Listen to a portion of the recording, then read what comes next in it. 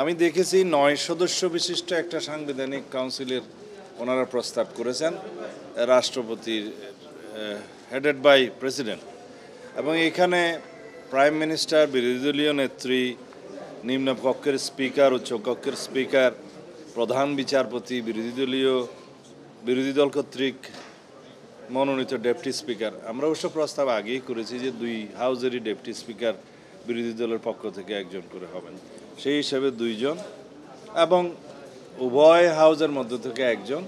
সেটা কিভাবে নির্বাচিত হবে এখানে বিস্তারিত বলা আছে। মোট সদস্য সংখ্যা 9 জনের এই জাতীয় সাংবিধানিক কাউন্সিলের। তাদের পাওয়ার অ্যান্ড ফাংশন বলা আছে যে তাদের দায়িত্ব কী হবে।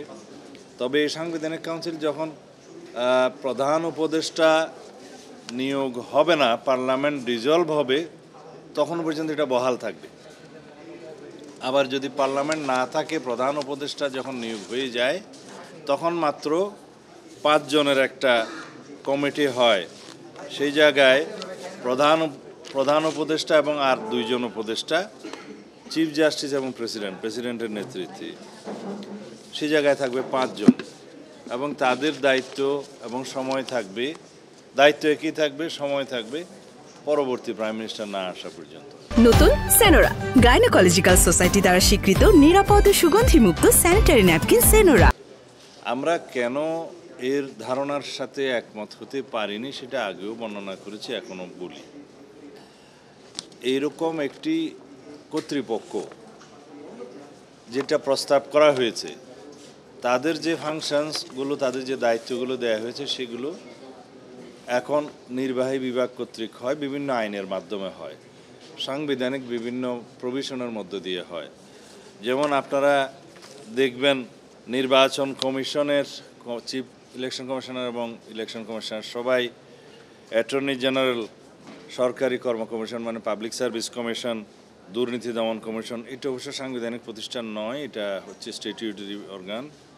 মানবাধিকার কমিশন প্রধান, এটাও তা একই সাংবিধানিক প্রতিষ্ঠান বলে আমার মনে হয় না। স্থানীয় সরকার কমিশন, এটা অবশ্য অস্তিত্ব নাই, এটা নতুন করে তারা প্রস্তাব করেছে যদি কমিশন হয়। আর প্রতিরক্ষা বাহিনী সমূহের প্রধান এবং আইনের দ্বারা অন্য যে কোনো পদে নিয়োগ, এই হচ্ছে তাদের প্রস্তাবিত দায়িত্ব, ক্ষমতা। আর এই এনসিসি বডিটা রাষ্ট্রপতির কাছে অন্তর্বর্তীকালীন সরকার, বা এখন তো আমরা বলতে পারবো তত্ত্বাবধায়ক সরকার, যেহেতু কনস্টিটিউশনাল এটা হাইকোর্টের রায়ের মধ্য দিয়ে প্রতিষ্ঠিত হয়ে গেছে প্রায়, তবে একটা রিভিউ বাকি আছে, তখন এটা কেয়ারটেকার সরকারই হবে। তো কেয়ারটেকার সরকারের প্রধান উপদেষ্টার নামও এই এনসিসি রাষ্ট্রপতির কাছে প্রস্তাব করবেন। তাহলে এর পরেও আছে সংবিধান দ্বারা অন্যান্য নির্ধারিত কার্যাবলী তারা সম্পাদন করবেন, এবং আইনসভা, পার্লামেন্ট যদি তাদেরকে আরও অতিরিক্ত দায়িত্ব দেয় তাও করবেন। তো this are the power and function. এইটা আমরা প্রশ্ন করতে পারি, বা আপনারাও প্রশ্ন করতে পারেন, এত দায়িত্ব, এত ক্ষমতা, এত নিয়োগ, কিন্তু তাদের অ্যাকাউন্টেবিলিটি কোথায়? জবাবদিহিতা আছে? নাই। যদি অথরিটি থাকে, পাওয়ার ফাংশন থাকে, কিন্তু অ্যাকাউন্টেবিলিটি থাকে না, সেই রকম কোনো প্রতিষ্ঠানের প্রতি আমরা ডেমোক্রেটিক পার্টি হিসেবে সমর্থন জানাতে পারি না।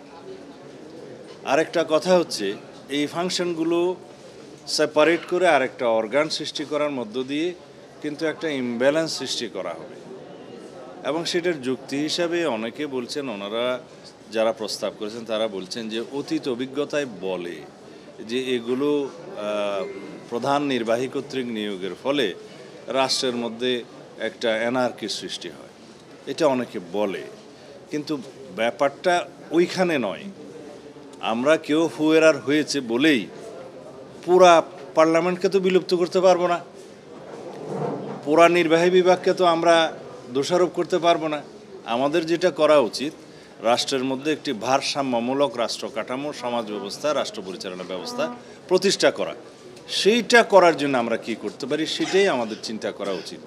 যেমন যদি কেয়ারটেকার সরকার ইন প্লেস থাকতো, তাহলে কি নির্বাচনগুলো ওভাবে হতে পারতো? অবশ্যই না। হয়তো কিছুটা ফ্লট, কিছুটা আপত্তি থাকতো, কিছুটা দুষ্টুতি থাকতো। তাইলে আমাদেরকে কেয়ারটেকার ব্যবস্থাটা প্রবর্তন করতে হবে, পুনঃপ্রবর্তন করতে হবে, পুনঃপ্রতিষ্ঠা করতে হবে, যেটার জন্য আমরা 16-17 বছর অবিরাম সংগ্রাম করেছি, আন্দোলন করেছি, গণ অভ্যুত্থান হয়েছে। আমাদের 1 নম্বর দাবি ছিল যে তত্ত্বাবধায়ক সরকার ব্যবস্থা পুনঃপ্রতিষ্ঠা করা হোক।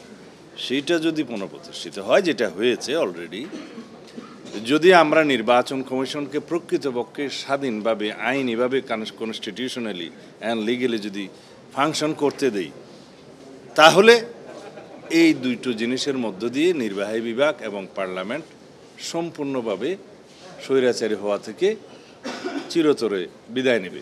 যদিও বা ত্রুটি থাকে সেটা দেখবে স্বাধীন বিচার ব্যবস্থা।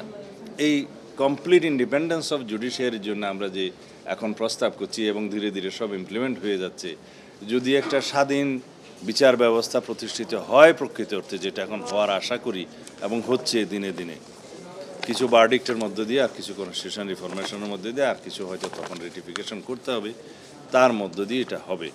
তখন এই ব্যবস্থাগুলো ওয়েল গার্ডেড হবে, ওয়াচ ডগ হিসাবে এই প্রতিষ্ঠানগুলো কাজ করবে। সাথে যদি ফ্রিডম অফ প্রেস, যেটা এখন আপনারা বলতে পারবেন ফ্রিডম অফ প্রেস এখন আগের তুলনায় কতটা উন্নীত হয়েছে, ইন্ডেক্সে আমরা কত বেশি উন্নীত হয়েছি, এবং আশা করি সামনে আরও এই ফ্রিডম অফ প্রেস এবং right to speech, right two association, এটা 100% প্রতিষ্ঠিত হবে যদি এই ভূমিকাগুলো আমরা রাখি, আপনারা সোচ্চার থাকেন। এবং পৃথিবীতে বলা হয় যেখানে ফ্রিডম অফ প্রেস সবচাইতে উন্নত, সেই জায়গার গণতন্ত্র বেশি সমৃদ্ধ এবং উন্নত, কার্যকর। আমরা সেই জায়গাগুলো যাই, আমরা চেক অ্যান্ড ব্যালেন্স প্রতিষ্ঠা করি, আমরা রাষ্ট্রের সকল অঙ্গের মধ্যে একটা হারমোনিয়াস কোঅপারেশন প্রতিষ্ঠা করি in between all the organs of the state, যাতে করে কেউ আরেকটা অঙ্গের উপরে খবরদারি না করতে পারে, ওভারল্যাপিং করতে না পারে, পাওয়ার ফাংশন ডিকটেট না করতে পারে। সেই জায়গাগুলো আমরা প্রতিষ্ঠা করি। আমরা এমন একটা বিচার ব্যবস্থা প্রতিষ্ঠা করি যেই বিচার ব্যবস্থার প্রতি রাষ্ট্রের সমস্ত জনগণের বিশ্বাস থাকবে, এবং শেষ ভরসা স্থল হিসেবে সবাই আমরা আস্থা পাবো, বিশ্বাস রাখবো। তখন এই কাটেল করে, পাওয়ার কাটেল করে নির্বাহী বিভাগকে দুর্বল করে এই রাষ্ট্র ব্যবস্থা প্রতিষ্ঠার মতো কোনো আমাদের প্রস্তাব দিতে হবে না, এখন যেটা আমাদের মানসিকতায় হয়তো আছে। কারণ একটা অঙ্গকে অঙ্গহানি করে, একটা শরীরকে অঙ্গহানি করে সমস্ত শরীরকে সচল রাখা যায় না। আর নির্বাহী বিভাগকে দুর্বল করার মধ্য দিয়ে যদি আমরা আরেকটি সবল কর্তৃপক্ষ প্রতিষ্ঠা করতে চাই, সেটার পরীক্ষা নিরীক্ষা তো আমরা এখনও করিনি, সেই এক্সপেরিমেন্ট করতে তো আমরা এখন পারবো না। আমরা যেটা পারবো সেটা হচ্ছে যে পাওয়ার ব্যালেন্স করা, চেক অ্যান্ড ব্যালেন্স করা, প্রেসিডেন্ট অ্যান্ড প্রাইম মিনিস্টারের মধ্যে ক্ষমতার ভারসাম্য করা,